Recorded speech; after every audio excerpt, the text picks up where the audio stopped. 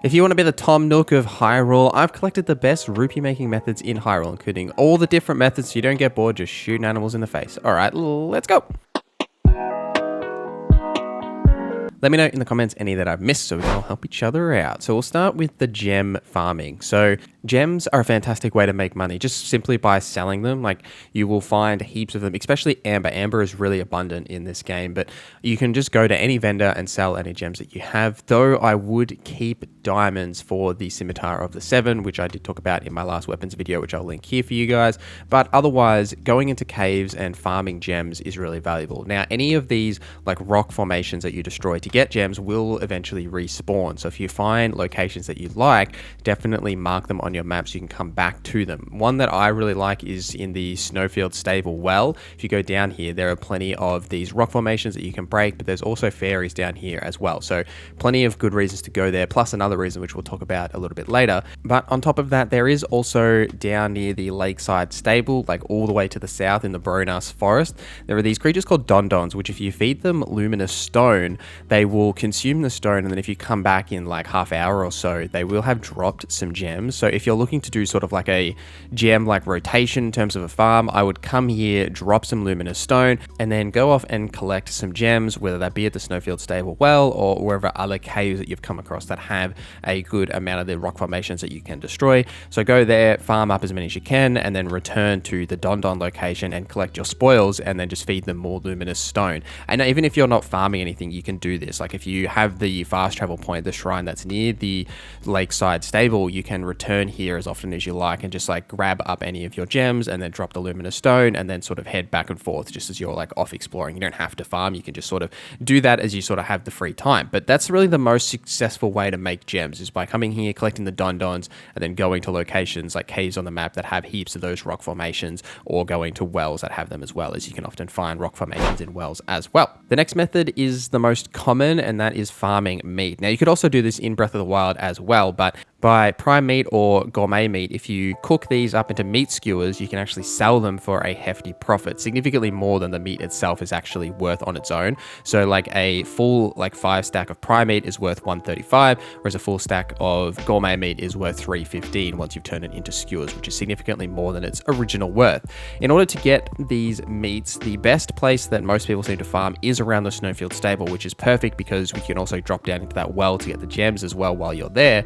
But in sort of a circle around the stable at the Snowfield area, you'll find bears and moose and the white wolves, which will all drop prime meat and gourmet meat. So essentially you just want to like run around this area and farm up as much meat as you can, and then go to a cooking pot, cook all of that meat into skewers. You want to make sure you're using 5 in each cooking piece. To make the process easier as well, if you click on the item and then click select from recipe, you can actually just like put all of them into your hand at the one time without having to actually click each one, and then cook and just keep cooking all of that food, and then go and sell it to like either the beetle guy at the stable or just like anywhere that you are actually at. You can just go and sell it. While being one of the most simple farms, like farming meat, it's also, in my opinion, one of the most like tedious, because you've got to wait for the animals to spawn, which, you know, they aren't always going to be in the same place, or, you know, things get in the way. It's just kind of annoying to have to travel around and like farm the animals. So I personally prefer gems to this one, and it's not my favorite method, but it does like function, right? Like you can go and farm the animals and cook the food, or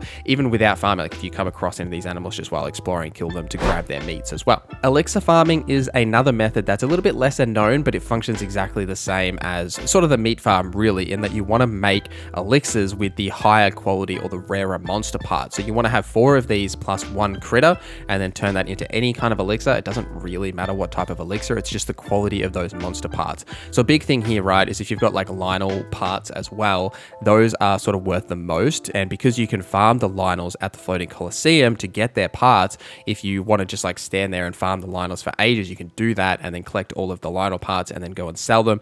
But you can use really any monster parts. It just kind of depends on what it is, and the rarer the monster, the better. And obviously using the 4 monster parts is what you want to do, and then the 1 critter part to actually make that item that you're crafting. But even if you don't have these like higher quality monster parts, you can just make them pretty simply. Now, if you're looking to get critters, you can just get them by like cutting down grass or finding them in caves. You can also do that, but you will get critters pretty commonly, like just by walking around, cutting up some grass, you'll easily get some critters. But really the best farm is the Lionel parts, like going to the Floating Coliseum and then just going there and farming them as often as you can. There are also like other creatures around the map, and boss creatures often have the rarer monster parts that are worth a fair bit as well, but it's really up to you into what creatures you want to add to these parts. But it's a pretty easy farm. Like, I don't typically go and farm these parts. It's just like when I notice I've got an abundance of them, I just quickly create a bunch of elixirs and then go and sell them just for like those extra rupees. But it's an easy one to do if you're looking for another method to try and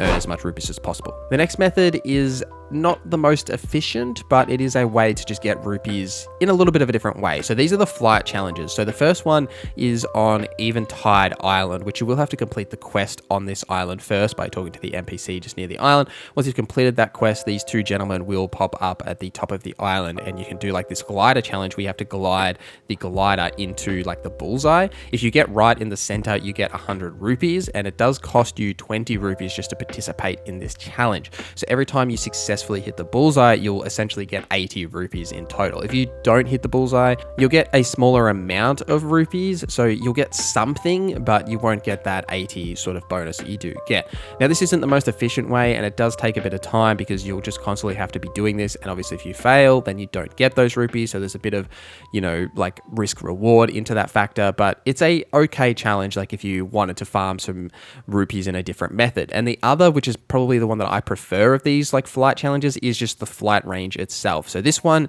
you essentially have to fly with the glider and fly through the various rings. You need to get all 35 rings to get 100 rupees at the end. The first time you do this and get 35 rings, you'll actually get 300 rupees, and after that you'll get 100, and it does still cost you 20 to participate each time. So it's that same sort of 80 rupees that you get, and there is a beginner challenge that you'll have to do first before you unlock the advanced one, which is where you can get that 100 rupees. But for the most part, this challenge is one that I prefer out of these 2 flight challenges. It's a little bit easier in my mind, and it's a little bit more enjoyable, and it's quicker, I think. Like, it's about 45 seconds or so. So they're not the most efficient methods, as you only get 80 rupees per like successful run, especially the risk reward factor. Like if you don't actually, get the bullseye or get all 35 rings, you're not going to get that amount, but there is enjoyment in doing these and to get those 80 rupees. There is a couple of other methods as well. So you can sell armor for 600 rupees, which is a fair amount. So you could sell any armor that you don't necessarily want.